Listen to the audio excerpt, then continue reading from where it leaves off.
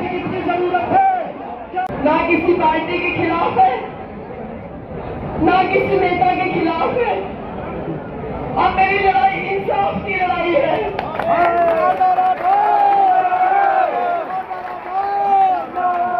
मैंने जो काम किए हैं उन कामों की लड़ाई है।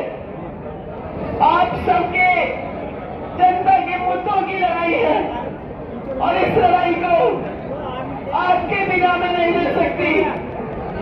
मुझे यकीन दिला दीजिए कि आप ये लड़ाई लड़ेंगे। हम तुम्हारे साथ हैं, हम तुम्हारे साथ हैं, हम तुम्हारे साथ हैं, हम तुम्हारे साथ हैं।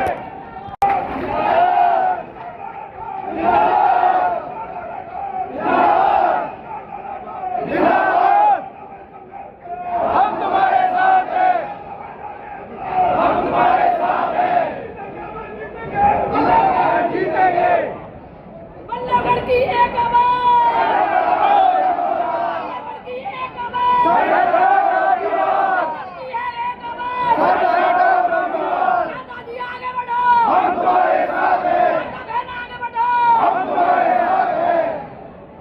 मैं यही कहना चाहती हूँ।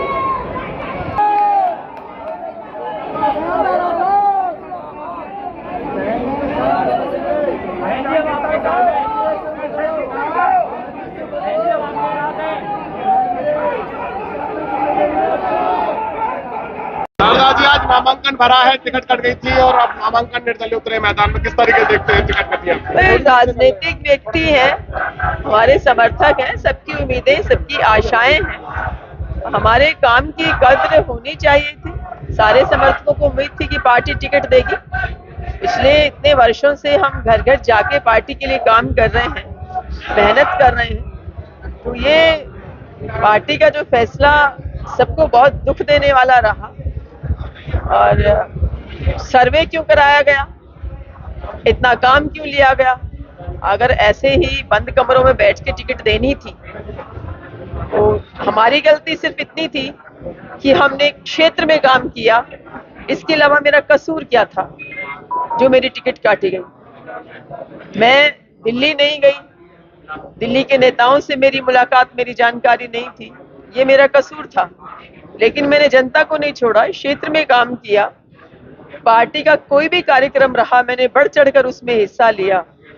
तो क्या ये मेरा कसूर था? वो अब मैं अपनी किसी इच्छा की मालिक खुद नहीं, अपने फैसलों की मालिक खुद नहीं।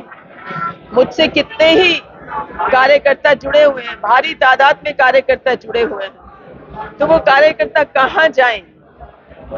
उनकी इच्छाओं का सम्मान रखते हुए मैंने आज नामांकन किया है। आपको किसने कहा था कि कांग्रेस की टिकट आपको मिल रही है? कोई पहले बात हुई किसी से आपकी? ये बिल्कुल मेरी कई नेताओं से हुई, जिनका मैं नाम डिस्क्लोज नहीं करना चाहती, और उन्होंने भरसक प्रयास भी किया, वो अंत तक प्रयास करते रहे। मैं आभारी हूं उन नेताओं की जिन्होंने मेरी टिकट के लिए प्रयास किया। नहीं, मैं सवाल मेरा ये है कि बताया जाता है कि कांग्रेस की तरफ से नॉमिनेशन के लिए पहले ही फोन किए गए थे कुछ लोगों को अलग अलग विधानसभाओं में। देखिए, मेरे पास तो लिखित में भी इस बात का सबूत है, लिखित में भी सबूत है इस बात का कि आप तैयारी कीजिए और जो आपके खिलाफ कोई क्रिमिनल कंप्लेंट तो नहीं है उसका भी आप रिकॉर्ड दीजिए। आपके जो नो ड्यूज कहीं है तो उसका भी आप रिकॉर्ड दीजिए। तो वो भी मैंने प्रदेश की जो ईमेल आईडी है उस पर उसका जवाब दे दिया था, भिजवा दिया था कि मेरे खिलाफ कोई क्रिमिनल कंप्लेंट नहीं है और मैंने किसी का, कोई सरकार का है, किसी का एक भी रुपया नहीं देना है। वो मैंने लिखकर भी भेजा था। तो ये तो पिछले 1 घंटे में खेल हुआ, जो भी खेल हुआ, तो ये खेल कोई बात नहीं। कह रहे हैं हम शारदा जी, क्या पैसे का खेल है? देखिए, ये मैं नहीं कह सकती क्या खेल है, ये तो खेल करने वाले जाने।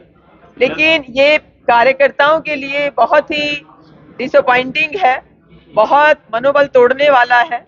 तो फिर मेहनत करने वालों की कद्र कहाँ हुई? जो पार्टी में गली गली घूम रहे हैं, घर घर जा रहे हैं, उनकी कद्र क्या हुई? पैराशूट से कैंडिडेट लाकर उतार दें तो कार्यकर्ता कैसे जुड़ाव महसूस करेंगे? और पहले भी पार्टी को ऐसे गलत फैसलों से नुकसान हुआ है कई बार। तो ये तो पार्टी के हमारे वरिष्ठ नेताओं को देखना चाहिए कि अगर पैराशूट के कैंडिडेट उतारने हैं तो सर्वे क्यों कराते हैं, फिर फील्ड में नेताओं से वर्करों से मेहनत क्यों कराते हैं। कांग्रेस के कार्यकर्ता अब आपके साथ लगता है आपको कि रहेंगे? देखिए, संगठन तो यहाँ पहले ही नहीं है कांग्रेस पार्टी का, कांग्रेस पार्टी का संगठन तो है नहीं, तो जब संगठन नहीं है तो उसके बारे में मैं क्या कह सकती हूँ। आज कितने हजार कार्यकर्ता वहां धर्मशाला पे इकट्ठा हुए, ये आप सब लोगों ने अपनी आंखों से देखा है। तो ये उनका प्यार, उनका जुड़ाव था कि बिना संगठन के इतने लोग मेरे साथ आए, तो उनका सबका धन्यवाद करती हूँ।